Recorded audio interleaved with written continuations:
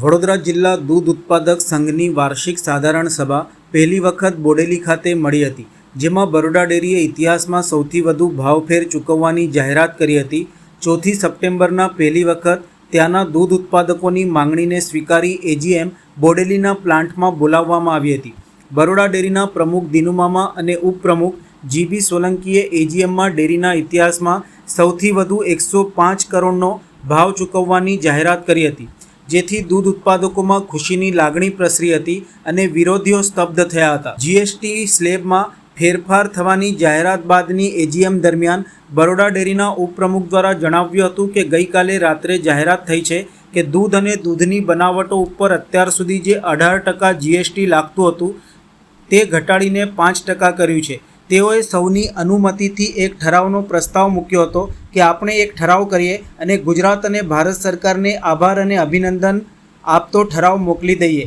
જે બાદ ઠરાવ કરાયો હતો કે ભારતના માનનીય વડાપ્રધાન આદરણીય નરેન્દ્ર મોદી સાહેબ અને તેમની ટીમે અને ગુજરાતના મુખ્યમંત્રી અને એમની સરકારે દૂધ ઉત્પાદકોની ચિંતા કરી અને જીએસટીનો દર જે 18% હતો તે ઘટાડીને 5% કર્યો છે। તે બદલ આપણે સૌ એમના ઋણી છીએ, આભારી છીએ અને સૌને અભિનંદન પાઠવીએ છીએ। ઉલ્લેખનીય છે કે 22મી સપ્ટેમ્બરથી બરોડા ડેરીની વિવિધ પ્રોડક્ટમાં ભાવમાં ઘટાડો થયો છે।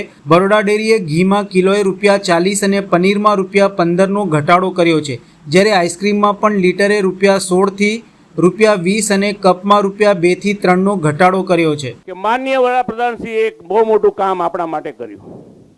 ગઈકાલે રાત્રે જાહેરાત થઈ છે કે દૂધ અને દૂધની બનાવટો ઉપર અત્યાર સુધી જે 18% જીએસટી લાગતું હતું 18%, એ જીએસટી ઘટાડીને 5% કરી દીધું છે।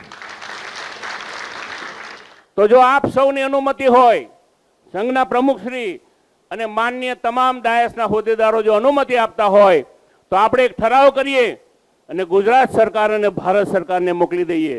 આભાર અને અભિનંદન આપતો આજે આ ઠરાવ પસાર કરીએ। અનુમતિ છે તો આપણે એક ઠરાવ કરીએ છીએ કે ભારતના માનનીય વડાપ્રધાન આદરણીય નરેન્દ્રભાઈ મોદી સાહેબે અને એમની ટીમે અને ગુજરાતના આપણા મૃદુ અને મક્કમ મુખ્યમંત્રી ભૂપેન્દ્રભાઈ પટેલે અને એમની સરકારે દૂધ ઉત્પાદકોની ચિંતા કરી અને જીએસટીનો દર જે 18%નો હતો એ ઘટાડીને 5% કર્યો છે।